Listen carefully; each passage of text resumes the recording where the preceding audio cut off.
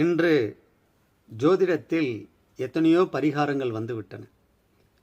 சைவர்களாக இருந்தால் 276 பாடல் பெற்ற ஸ்தலங்களையும், வைணவர்களாக இருந்தால் மங்களாசாசனம் செய்யப்பட்ட ஸ்தலங்களையும் சொல்வது குறைந்து கொண்டே வருகிறது. அந்த விதத்தில் திருப்பூந்துருத்தி என்று ஒரு ஊர் இருக்கிறது. அங்கே அப்பர் கைங்கரியம் செய்திருக்கிறார், உழவார பணி செய்திருக்கிறார். ஆடி அமாவாசை அன்று ஆதி விநாயகர் சன்னதிக்கு முன்னே உள்ள கிணற்றில் 13 கங்கைகளும் பொங்கி பெருகுகின்றன, காசிபர் முனிவர் தவத்துக்கு இணங்கி.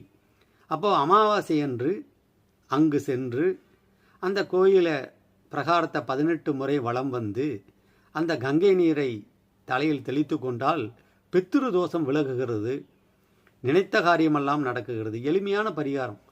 நீங்கள் ஆடி அமாவாசை அன்னைக்கு போகணுங்கிறது வாய்ப்பு இருந்தால் போகலாம், இல்லையா எப்பொழுது போனாலும் அந்த கிணற்றில் தண்ணீர் இருக்குது.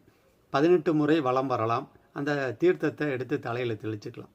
அப்படி தெளிக்கிற பொழுது கண்டிப்பாக வாழ்வு மலர்ந்தே தீர்கிறது.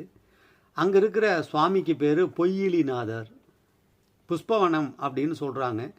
1782 துளசி மகாராஜா அவர்கள் மலர் வனம் அப்படிங்கிறத மாத்துறார்.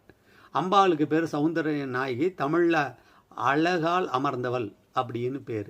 இப்படி சிறப்பு வாய்ந்த ஸ்தலம். ராமலிங்க அடிகளார் பாடியிருக்காங்க, அருணகிரிநாதர் பாடியிருக்கிறாங்க. அப்போது ஞானசம்பந்தர் வருகிறார். அப்பர் உழவார பணி செய்த அந்த கோயிலுக்குள்ளே போய் தன்னுடைய கால் மிதிப்படக்கூடாது, தன்னுடைய பாதத்தால் எப்படி நம்ம மிதிக்கிறது அந்த மண்ணை அப்படின்னு சொல்லிட்டு வெளியிலே இருந்து இறைவனை தரிசிச்சிருக்கிறார்.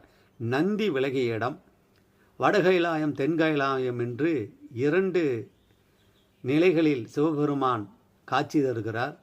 பார்க்க வேண்டிய இடம் நந்தி விலகிய இடம். அப்போ நமக்கு என்ன சொல்லுது அப்படின்னு கேட்டிங்கன்னா, நந்தி விலகியது நாம் என்று பொருள் கொள்வதை விட தலையெழுத்துக்கு சத்தியமாக மாறுகிறது. அங்கே துர்க்கை அமர்ந்த கோலத்தில் காட்சி தராங்க.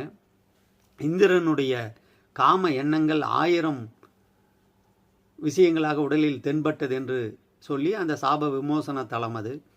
காமம் அங்கே முற்றிலும் அழிந்து போகும், ஞானம் பிறக்கும், பூர்வ ஜென்ம வாசனைகளெல்லாம் உங்களுக்கு வரும். கண்டிப்பாக பித்ரு தோஷம் விலகும். இது எளிய பரிகாரம்.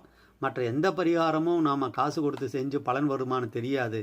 ஆனால் இங்கே திருநாவுக்கரசர் திருத்தாண்டகத்திலே சொல்கிறார், எனக்கென்றும் இனியானை எம்மான் தன்னை எழிலாகும் மேயான் தன்னை மணக்கென்றும் வருவானை வஞ்சர் நெஞ்சில் நில்லானை நின்றியூர் மேயன் தன்னை தனக்கென்றும் அடியே